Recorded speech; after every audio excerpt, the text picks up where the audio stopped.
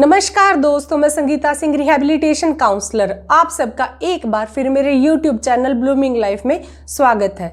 General anxiety disorder खुद एक psychological problem तो है ही, अगर इसका प्रॉपरली और टाइम से ट्रीटमेंट ना किया जाए तो ये कई दूसरी बड़ी बड़ी मेंटल और फिजिकल प्रॉब्लम की वजह भी बन सकता है। इसलिए इसका प्रॉपरली और टाइम से ट्रीटमेंट करना बहुत आवश्यक है। दोस्तों, आज हम बात करेंगे जनरल एंजाइटी डिसऑर्डर के ट्रीटमेंट के बारे में। आज मैं आपके साथ कुछ ऐसे टिप्स शेयर करूंगी जिसको अगर आप फॉलो करते हैं तो आपको जनरल एंजाइटी डिसऑर्डर की प्रॉब्लम नहीं होगी, और अगर प्रॉब्लम है तो वो ठीक हो जाएगी। इसके पार्ट 1 में हमने बात की थी कि जनरल एंजाइटी डिसऑर्डर के क्या कारण होते हैं और क्या सिम्टम होते हैं। दोस्तों, अगर आपने वो वीडियो नहीं देखी है तो उस वीडियो का लिंक मैंने नीचे डिस्क्रिप्शन बॉक्स में दे दिया है, जहां से आप उस वीडियो को देख सकते हैं। दोस्तों, अगर आपने मेरे चैनल को सब्सक्राइब नहीं किया है तो इसे जल्दी से सब्सक्राइब कर दीजिए, मेरी वीडियो को लाइक कर दीजिए, साथ ही बेल आइकन के बटन को प्रेस कर दीजिए ताकि और भी इंटरेस्टिंग और नॉलेजेबल वीडियो मैं आपके लिए लाती रहूं।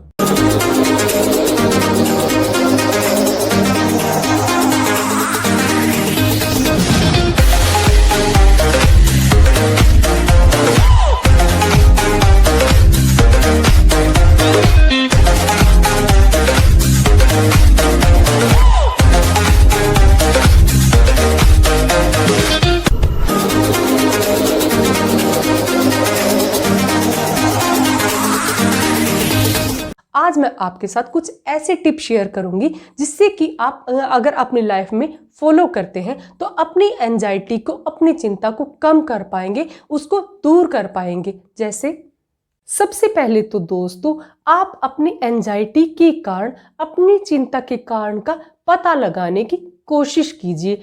आप नोट कीजिए कि आपको टेंशन हर छोटी छोटी बात पर होती है, या किसी पार्टिकुलर बात पर, कुछ पार्टिकुलर सिचुएशन पर, या कुछ पार्टिकुलर लोगों के पास बैठने से आपकी एंजाइटी बढ़ती है, आपको टेंशन होती है, आपको चिंता होती है। सबसे पहले आप अपनी टेंशन का पता लगाने की कोशिश कीजिए, उसका क्या कारण है, क्योंकि जब तक आपको कारण का ही पता नहीं होगा तब तक आप उसका सलूशन नहीं कर पाएंगे। अगर आपको लगता है कि आपको टेंशन कुछ पार्टिकुलर लोगों के पास बैठने से, या किसी पार्टिकुलर बात को सोचने से, या किसी पार्टिकुलर एक्टिविटी में इन्वॉल्व होने से टेंशन होती है, तो आप उसको इग्नोर कीजिए, उसको अवॉइड कीजिए। जब आप अगर ऐसा करेंगे तो आप देखेंगे कि आपकी एंजाइटी अपने आप ही ठीक हो जाएगी। ज़्यादा से ज़्यादा सोशल बनने की कोशिश कीजिए, क्योंकि बहुत सारे लोगों को जब तक वो सोशल कांटेक्ट ना बनाए तो उनमें चिंता बनना, एंजाइटी बनना शुरू हो जाती है। दोस्तों, मैं ये नहीं कह रही कि हर इंसान को ज़्यादा से ज़्यादा सोशल होने पर ही मज़ा आता है, ये उनकी पर्सनैलिटी पर डिपेंड करता है। कुछ लोग इंट्रोवर्ट पर्सनैलिटी टाइप के होते हैं, कुछ लोग एक्सट्रोवर्ट पर्सनैलिटी टाइप के होते हैं, लेकिन ज़्यादातर लोग इनके बीच की कैटेगरी में फॉल करते हैं। एक्सट्रोवर्ट लोग वो लोग होते हैं जो कि जब तक दूसरों से, खूब सारे लोगों से बातचीत ना कर ले, दूसरों की कंपनी को ना एंजॉय कर, उनको चैन नहीं आएगा और वो डिप्रेस रहना, उदास रहना शुरू कर देंगे। इसी तरीके से इंट्रोवर्ट लोग वो लोग होते हैं जो कि अपने आप में रहने में ज़्यादा इंजॉय करते हैं, ज़्यादा कंफर्टेबल महसूस करते हैं। ऐसे लोगों को अपने में, अकेले में रहना ही ज़्यादा मज़ा आता है। तो आप देख लीजिए कि आप किस कैटेगरी में आते हैं। क्या आप इंट्रोवर्ट टाइप के हैं या एक्सट्रोवर्ट टाइप के? मैंने पहले ही बताया कि ज़्यादातर लोग इस बीच की कैटेगरी में फॉलो करते हैं। आप देख लीजिए कि आप किस कैटेगरी में आते हैं। अगर आपको लगता है कि आप ज़्यादातर एक्सट्रोवर्ट कैटेगरी में आ रहे हैं तो आप ज़्यादा से ज़्यादा सोशल कांटेक्ट बनाने की कोशिश कीजिए। इस कारण का पता लगाने की कोशिश कीजिए कि क्यों आखिर आप अपने सोशल कांटेक्ट नहीं बना पा रहे हैं। क्या आपके अंदर कॉन्फिडेंस की कमी है, क्या कम्युनिकेशन स्किल की कमी है? तो दोस्तों, अपनी इस कमी को दूर कीजिए, अपने कॉन्फिडेंस को बढ़ाइए, कम्युनिकेशन स्किल को बढ़ाइए और ज़्यादा से ज़्यादा कॉन्टैक्ट बनाने की, दोस्त बनाने की कोशिश कीजिए। तो आप देखेंगे कि आपकी एंजाइटी का लेवल, आपकी चिंता का लेवल अपने आप ही कम हो जाएगा और आप इंजॉय करेंगे। मेरा नेक्स्ट पॉइंट ये है कि कुछ लोगों को टेंशन एंजाइटी इसलिए होती है क्योंकि उनके ऊपर काम का बहुत ज़्यादा प्रेशर होता है, वो काम को एडजस्ट नहीं कर पाते हैं। दोस्तों, अगर आपके साथ भी ऐसा है तो आप इसके लिए एक प्रॉपर शेड्यूल बनाइए। अपने शेड्यूल में जो ज़्यादा इम्पोर्टेंट काम है उनको प्रायोरिटी दीजिए, उनको पहले कीजिए, और जो काम कम इम्पोर्टेंट है उनको बाद में डालिए। अगर इस तरीके से आप काम को मैनेज करेंगे तो आप देखेंगे कि आपको टेंशन का, एंजाइटी का सामना नहीं करना पड़ेगा। या आपने नोट किया होगा कि कुछ लोगों को काम को आखिरी मोमेंट में करने की आदत होती है, जिससे कि उनको कई बहुत बार टेंशन का सामना करना पड़ता है। जैसे कि मान लीजिए कि अगर आप एक स्टूडेंट हैं और आपके एग्ज़ाम है, आपने पूरी साल स्टडी नहीं की, और जब एग्ज़ाम आ रहे हैं और आपको एकदम से स्टडी करना शुरू करेंगे तो ऑब्वियसली आपको टेंशन का सामना करना पड़ेगा। इसी तरीके से अगर आपको जॉब के लिए फॉर्म अप्लाई करना है और मान लीजिए कि फॉर्म की डेट लास्ट 10 तारीख है, और अगर आप 9 को या 10 को अप्लाई करेंगे तो जाहिर सी बात है कि आपको टेंशन होगी, आपको एंजाइटी का लेवल बढ़ जाएगा। तो मैं आपको इसके लिए सुजेस्ट करूंगी कि किसी काम को करने के लिए उसके लास्ट मोमेंट का इंतज़ार मत कीजिए, टाइम से काम को कीजिए, तो आप देखेंगे कि आपको इस एंजाइटी का, इस टेंशन का सामना करना ही नहीं पड़ेगा। मेरा नेक्स्ट पॉइंट ये है कि आप रेगुलर बेसिस पर एक्सरसाइज कीजिए। दोस्तों, अगर आपको लगता है कि आपको छोटी छोटी बातों पर अक्सर टेंशन होना शुरू हो जाती है तो मैं आपको सुजेस्ट करूंगी कि आप रेगुलर बेसिस पर एक्सरसाइज कीजिए। आप चाहें तो मॉर्निंग या इवनिंग वॉक कर सकते हैं, या आप योगा, जॉगिंग, जो भी आपको पसंद है वो कीजिए, क्योंकि जब आप एक्सरसाइज करेंगे तो आपकी बॉडी से एक प्लेजेंट हार्मोन का सिक्रेशन होगा, जिससे कि हम इंडोर्फिन नामक हार्मोन के नाम से जानते हैं, जो कि एक प्लेजेंट हार्मोन है। और आप देखेंगे कि जब भी आपको टेंशन हो रही है और आप एक्टिव हो रहे हो तो आप काफ़ी रिलैक्स महसूस करेंगे। या अगर आप चाहें तो आप मेडिटेशन या योगा भी कर सकते हैं। अगर आप रेगुलर बेसिस पर योगा या मेडिटेशन करते हैं तो आप देखेंगे कि आपके एंजाइटी का लेवल, आपकी टेंशन का लेवल काफ़ी कम हो गया और काफ़ी आप रिलैक्स महसूस कर रहे हैं। मेरा नेक्स्ट पॉइंट ये है दोस्तों कि अगर आपको छोटी छोटी बातों पर टेंशन बन जाती है, चिंता बन जाती है, और या आप अक्सर टेंशन का सामना करते हैं, एंजाइटी का सामना करते हैं, तो मैं आपको एक एक्सरसाइज बता रही हूँ। आप इसे रेगुलर बेसिस पर करने की कोशिश कीजिए। इसके लिए दोस्तों आप सबसे पहले एक फ्लैट प्लेटफॉर्म पर आराम से कंफर्टेबल पोजीशन में लेट जाइए। उसके बाद अपनी जितनी ज़्यादा हो सकता है ऑक्सीजन अपने अंदर खींचने की कोशिश कीजिए। इसके बाद आप जितनी देर तक इस हवा को अपने अंदर रख सकते हैं, रखने की कोशिश कीजिए। अब धीरे धीरे इस हवा को अपनी बॉडी से बिल्कुल बाहर निकाल दीजिए, मतलब एग्जॉल्ट कीजिए। इसी तरीके से आप दोबारा से हवा को अंदर खींचिए, कुछ देर रोकिए और फिर उसे बाहर निकाल दीजिए। मतलब आप बार बार इस एक्सरसाइज को कुछ टाइम तक कीजिए। अगर आप इस एक्सरसाइज को रेगुलर बेसिस पर करते हैं, या अगर आपको जब भी टेंशन होती है करते हैं, तो आप देखेंगे कि आपको काफ़ी रिलैक्स महसूस होगा, आपकी टेंशन, एंजाइटी, चिंता काफ़ी हद तक कम हो जाएगी।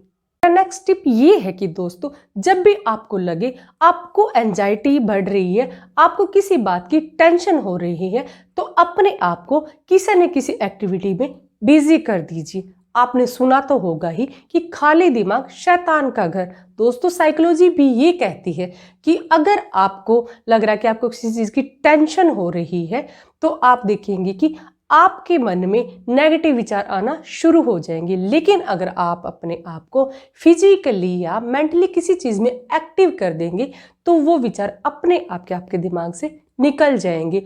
आप अपने आप को किसी ना किसी आपकी फेवरेट एक्टिविटी में बिजी कर दीजिए। जैसे अगर आपको म्यूज़िक का शौक है तो म्यूज़िक सुनिए, डांसिंग का शौक है तो डांस कीजिए। अगर आप लेडी हैं और आपको कुकिंग का शौक है तो कुकिंग कीजिए, पेंटिंग का शौक है तो पेंटिंग कीजिए, अगर आपको गार्डनिंग का शौक है तो गार्डनिंग कीजिए। मतलब जो भी एक्टिविटी आपको पसंद है आप अपने आप को उसमें बिजी कर दीजिए, उसमें इंगेज कर दीजिए।